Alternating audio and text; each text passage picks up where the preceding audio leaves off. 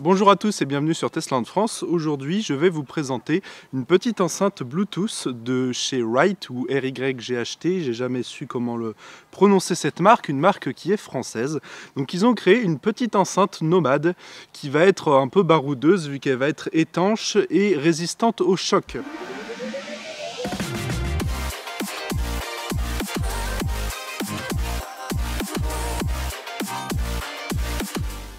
Donc c'est une enceinte qui vaut 49 € environ sur internet, à ce que j'ai pu remarquer.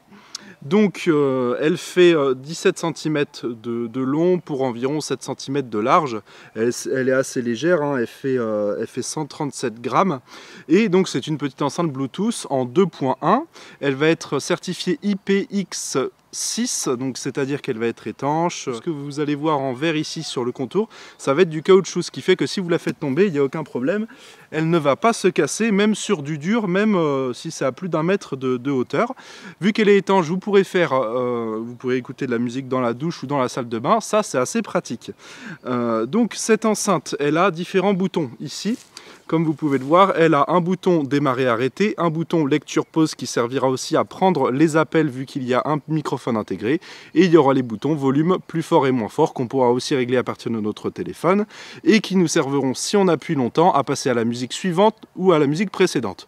On aura un microphone et un petit voyant ici sur le côté, sur la face avant, où il y aura un haut-parleur. Donc il y a un seul petit haut-parleur qui gère les aigus, les médiums et les basses, qui les gère assez bien. Le son est assez puissant et d'assez bonne qualité. On aura ici sur le côté un petit système pour avoir une prise micro USB pour recharger l'appareil, avec un petit voyant témoin de charge et une prise jack 3,5 mm stéréo si vous voulez brancher un câble, mettons à un ordi, ou si vous voulez pas utiliser le Bluetooth qui est intégré à l'intérieur.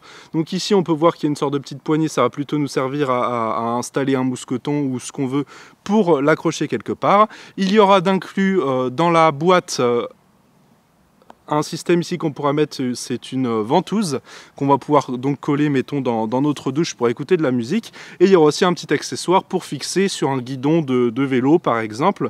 L'avantage de ce système-là, c'est qu'il est compatible avec tous les systèmes, comme sur les systèmes GoPro, appareils photo, tout ça. Même sur des trépieds, on pourra fixer plutôt cette enceinte, et ça, c'est assez pratique. Faites attention tout de même au niveau de la petite ventouse.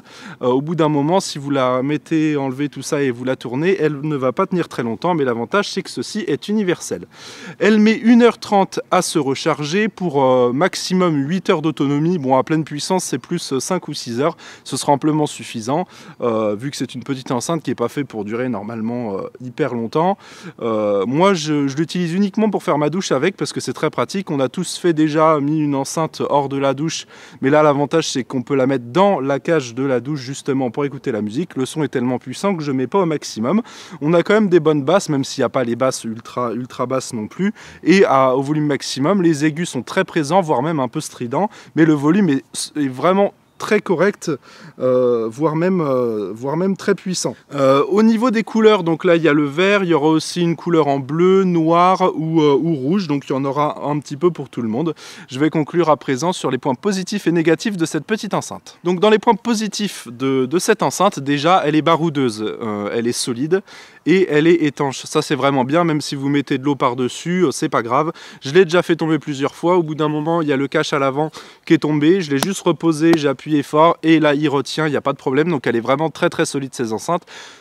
Pour ceux qui cassent tout, leur matériel, leur téléphone, tout ça, c'est vraiment très pratique. Vous aurez un petit peu de mal à la casser. Si vous la cassez, c'est vraiment que vous êtes un champion dans cette catégorie-là.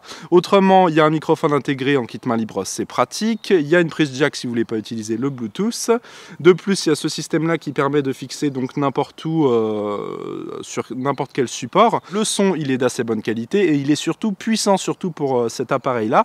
Donc ça, c'est un très bon point, malgré son petit haut-parleur qui fait tout le spectre audio de 80 à 20 kHz à ce niveau-là. Pour terminer, les points négatifs de cette enceinte, la ventouse qui est fournie avec, si vous la tournez trop pour la visser, la dévisser plein de fois, moi au bout d'un mois, la ventouse elle s'est cassée. La ventouse et son petit système en métal qui sert de la fixer. Bon, c'est pas grave, vous en rachetez une, il n'y a pas de problème vu que c'est universel comme je l'ai déjà dit. Et l'autre point négatif, c'est les boutons qui sont assez durs à utiliser, donc peut-être à cause de l'étanchéité. Il faut appuyer assez fort, vous voyez. Hop, quand je l'allume, il y a le petit voyant ici qui s'allume pour dire qu'il va se connecter à mon appareil. Donc par exemple, je vais mettre sur lecture, c'est parti. Je veux mettre la musique suivante, j'appuie longtemps. Et donc là, c'est passé à la musique suivante, mais il a fallu que j'appuie assez fort. Autrement, voilà ce que ça donne au volume maximum, cette petite enceinte, et on va terminer là-dessus.